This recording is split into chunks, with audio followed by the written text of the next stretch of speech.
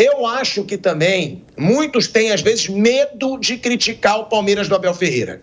Ah, mas é o Palmeiras do Abel. Eu mesmo falo sempre, não dá para pensar em tirar esse cara do Palmeiras. Porque esse cara, em 5 anos de clube, conquistou muitos títulos. Foram 2 Libertadores, 2 brasileiros, Copa do Brasil.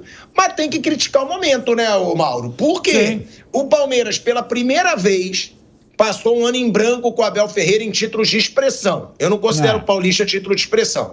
É título. Não, mas porque mas tudo bem, é uma longa discussão, mas ok. Sim, o Palmeiras ganhou o título. Estadual e foi tricampeão. Não, eu falei títulos de expressão. Sim. Falei títulos de expressão. Ele passou em branco aí com Copa do Brasil, Libertadores e Brasileiro pela primeira vez no ano passado. Esse ano começou mal, né? Brigou para se classificar na primeira fase. Eu sei que por pontos ele classificaria, mas ele estava no grupo do São Bernardo e da Ponte Preta. Era para se classificar com mais folga. E agora está nessa situação, Mauro. Dá para começar a questionar esse Palmeiras? O que está acontecendo com o Palmeiras desde ali um pouquinho do ano passado, que não vem jogando bem? Não, dá sim, algumas das escolhas do Abel. Processo de mudança natural, até por questão de idade e por algumas questões também de relacionamento, aí do caso da Leila Pereira com o Dudu, da Leila Pereira com o Rony. Eu acho até o desgaste do Rony e do Dudu era normal, o que não é normal uma presidente falar o que ela falou dos jogadores e, lamentavelmente, o que ela falou também sobre jogadores mais velhos de outros clubes que reclamam do gramado sintético, dizendo que eles têm que se aposentar.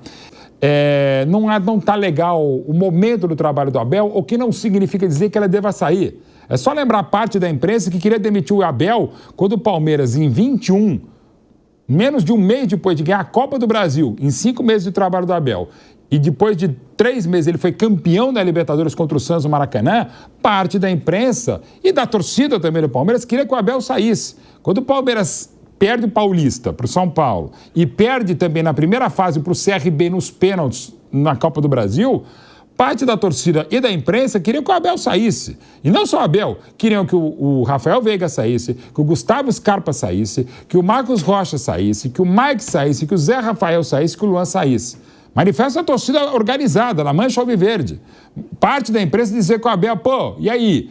Ganhou a Libertadores e ganhou a Copa do Brasil. Mas perdeu o Paulista, ganhou a Supercopa e a Recopa Sul-Americana. É esse pensamento tacanho nosso que faz com que, por exemplo, as pessoas digam: o Brasil, pentacampeão, legal, ganhou 5 mundiais, mas perdeu outras 17 das 22 Copas. Pelo amor de Deus. Pelo amor do cramulhão. É como, por exemplo, a Meryl Streep, que é a mulher ou homem mais vezes nomeada para a disputa do Oscar, a pessoa que chegou 18 vezes a Meryl Streep a estar entre as 5 principais atrizes. Se não me engano, ela ganhou 3 ou 4 no máximo e perdeu as outras. Então você vai falar: a Meryl chega sempre, mas perdeu muito mais do que venceu. Gente, assim é a vida. Mais difícil você estar nomeado ao Oscar, como brilhantemente foi agora a Fernanda Torres. A gente tem a mania tacanha, para não dizer burra mesmo, para não dizer mal intencionada, de achar que a gente é pior porque perde mais do que ganha.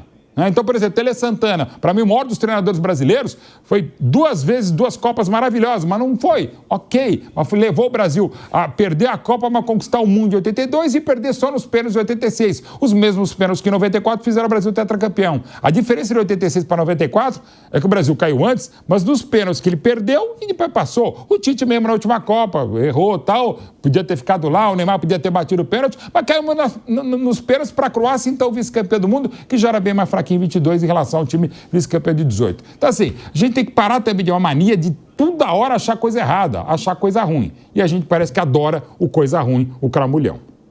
O Bruno Lange pediu para eu fazer a seguinte pergunta. Ele, que é do nosso YouTube, é um cara brilhante também no que faz. Ele pergunta o seguinte: Palmeiras não está jogando abaixo do que deveria pelo elenco que tem? E ele pediu a sua análise pelo seguinte, Vamp, né? Eu quero até uma análise mais técnica. Você que, foi o volante brilhante que foi, inclusive tecnicamente. Ele pergunta: não falta repertório a esse Palmeiras do Abel Ferreira? Porque seria, de acordo com o que ele analisou, e eu acho que eu até posso concordar um pouco, muito dependente hoje do Estevão e de Chuveirinho na área. Você acha que falta repertório? Vale lembrar, o Estevão vai embora em junho ou julho.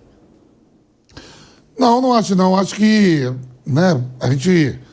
Que nem você mesmo. Você quando vem aqui, que começa a latir, porque ganhou, que perdeu. Se perde hoje, Felipe Luiz estava morto, viu, Flávio? Então, eu gosto de comentar, você sempre comenta o dia, né? Não é o dia. O Palmeiras, a gente está falando estadual, então vai comentar sobre o dia. O Palmeiras tem coisa muito... Lógico, é uma final contra um rival. A temporada passada, de 2024, o Palmeiras só ganhou o campeonato estadual, né? Por tudo que tinha durante a temporada. E durante a temporada, o Palmeiras vai ter Mundial de Clubes, vai ter o Campeonato Brasileiro, Libertadores, Copa do Brasil. E no contexto da rivalidade contra o Corinthians aí, porque é uma final e ele pode atingir 4 títulos seguidos, coisa que ninguém atingiu ainda dentro da história do futebol paulista. Aí vai ser muito mais cobrado quando chegar aí fase de grupo de Libertadores, que vai ter o sorteio amanhã, vai ter o Mundial de Clubes, que vai lá, né, com todas as contratações caras. Eu duvido que o torcedor palmeirense vai lá só para figurar.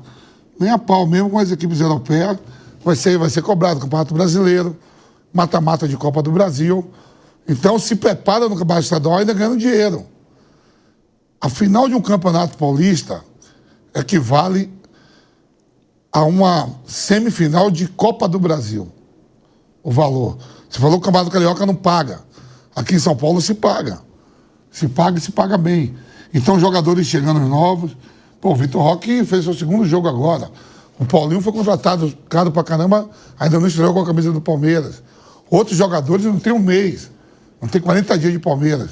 Então, há uma reformulação no plantel, mas aí vai ser cobrado para frente. Até lá vai se preparando. Você vai falar, então, vai cobrar do Palmeiras o quê? Vai ser cobrado daqui para frente. Então, a gente vai falar do jogo de hoje. Então, muito mais na sua filosofia. É o dia a dia, né?